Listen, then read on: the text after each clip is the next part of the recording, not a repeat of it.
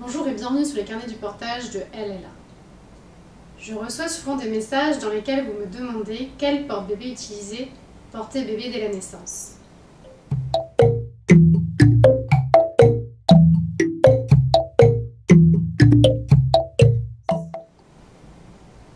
Je suis Elodie, maman de 2 enfants et j'ai découvert le portage en 2009.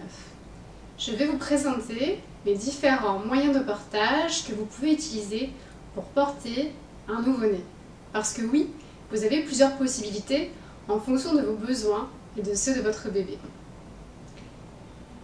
Si vous aimez ma vidéo, cliquez sur les petits pouces en l'air et abonnez-vous. Merci. Numéro 1, l'écharpe de portage. L'écharpe de portage est le meilleur moyen pour porter votre nouveau-né. Elle est polyvalente, évolutive, vous allez pouvoir l'utiliser longtemps et tester plein de différents nouages au fur et à mesure que votre bébé grandit. Elle est utilisable dès les premières heures de vie de votre bébé en portage ventral. Vous pouvez faire l'enveloppé croisé, qui est un des nouages les plus faciles à faire, ou le kangourou sur le devant. Alors ces inconvénients, il va falloir apprendre à l'utiliser. Quand on débute dans le portage, on prend généralement une écharpe de longueur 4,50 m.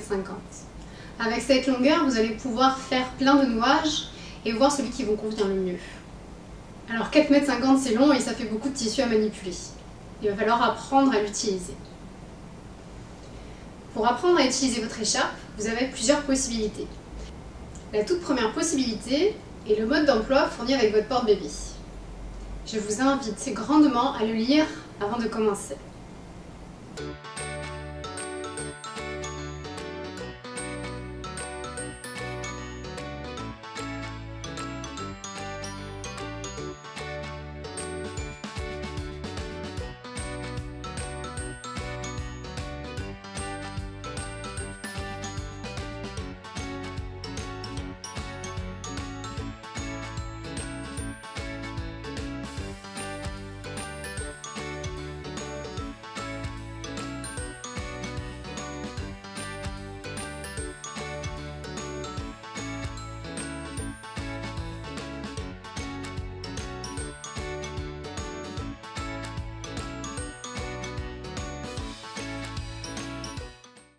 Maintenant, si vous avez l'impression que le mode d'emploi n'est pas suffisant, il existe de nombreuses vidéos tutoriels sur YouTube. Je vous invite à visionner les vidéos tuto de Lignes d'amour pour porter un nouveau-né que vous trouverez ici et ici.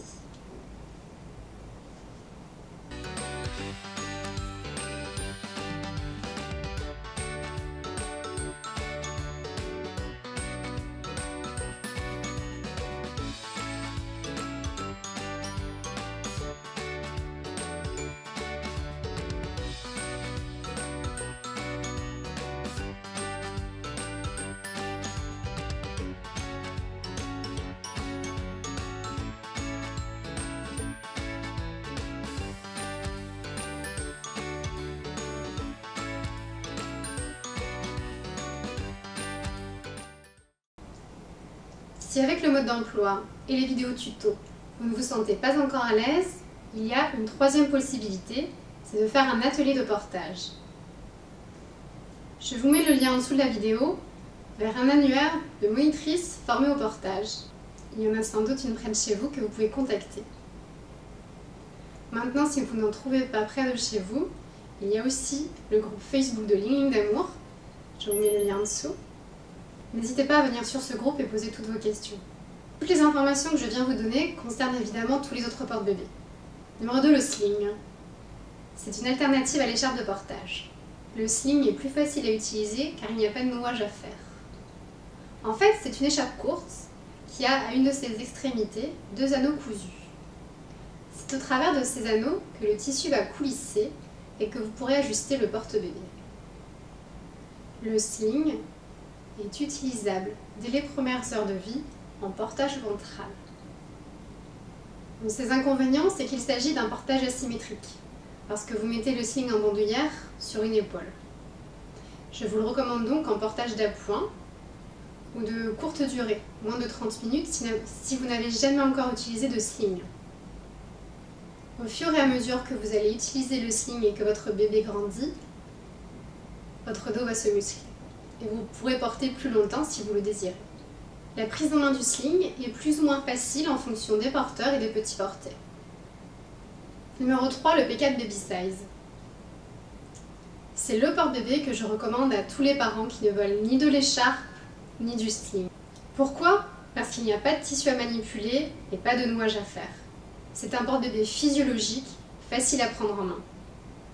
Il est confectionné à partir de tissu d'écharpe et lorsque tout est bien réglé, c'est du bonheur pour tout le monde. Il est utilisable dès le premier mois en portage ventral. Ses inconvénients, il faut que bébé ait un écartement des jambes et du bassin suffisant. L'assise du P4 Baby Size réglée au plus petit est de 11,5 cm.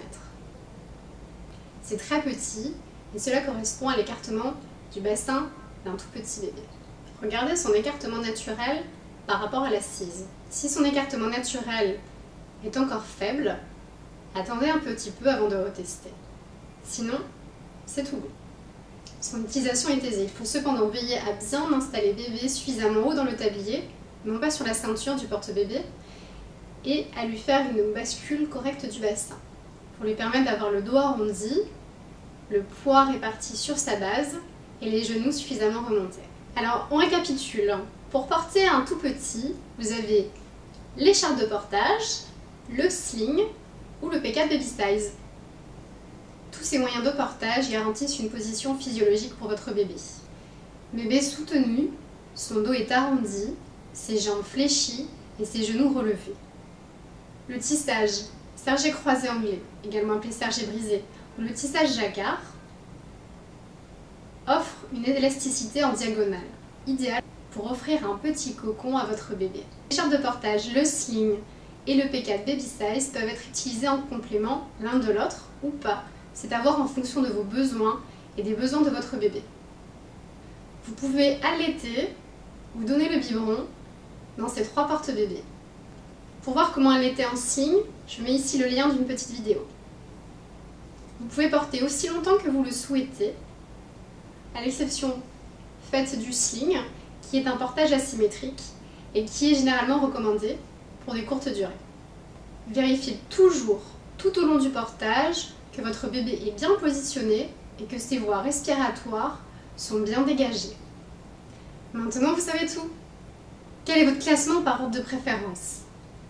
Indiquez-moi en commentaire en dessous, que vous soyez futurs parents, jeunes parents ou parents d'enfants déjà grands.